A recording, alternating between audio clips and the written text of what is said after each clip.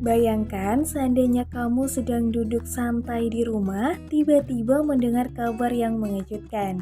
Pemerintah akan mencetak uang sebanyak-banyaknya dan membagikannya kepada semua warga negara.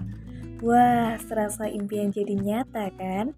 Semua orang bisa punya rumah mewah, mobil sport, dan bisa liburan ke luar negeri tanpa perlu khawatir soal tagihan. Kedengarannya seperti hidup dalam dunia yang sempurna.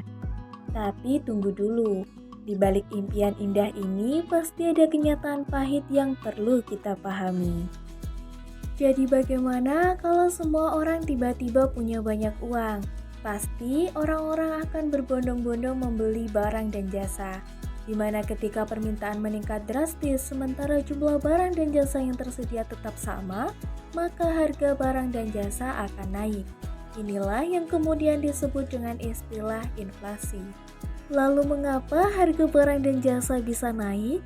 Hal tersebut terjadi ketika jumlah uang yang beredar lebih banyak dibandingkan jumlah barang dan jasa yang tersedia. Nah, di sini masalahnya. Ketika pemerintah mencetak uang terlalu banyak, jumlah uang yang beredar di masyarakat tentu akan meningkat. Namun, jumlah barang dan jasa yang tersedia tidak berubah. Akibatnya, permintaan terhadap barang dan jasa meningkat, tetapi penawaran tetap sama, sehingga harga menjadi naik. Inflasi yang terlalu tinggi ternyata juga bisa mengurangi daya beli uang, sehingga masyarakat perlu lebih banyak uang untuk membeli barang yang sama. Simpelnya gini, uang 100.000 yang tadinya bisa buat beli banyak barang, sekarang cuma bisa buat beli sedikit barang saja. Jadi, pernah nggak sih sebuah negara mencetak uang lalu membagikannya kepada rakyat? Jawabannya pernah. Jadi, hal ini pernah dilakukan oleh negara Jerman setelah kekalahannya dalam Perang Dunia I. Jerman menghadapi beban reparasi perang yang sangat besar yang harus dibayar kepada negara-negara sekutu. Pemerintahan Jerman yang sudah mengalami kesulitan ekonomi ini merasa tidak punya pilihan lain selain mencetak uang untuk membayar hutang tersebut. Pada awalnya, hal ini tampak sebagai solusi cepat untuk masalah keuangan mereka.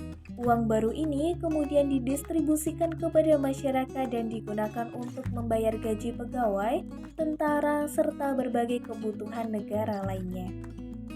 Namun ternyata dampaknya segera terasa. Jumlah uang yang beredar meningkat drastis tetapi jumlah barang dan jasa yang tersedia tidak bertambah. Hasilnya adalah inflasi yang melonjak cepat menjadi hiperinflasi.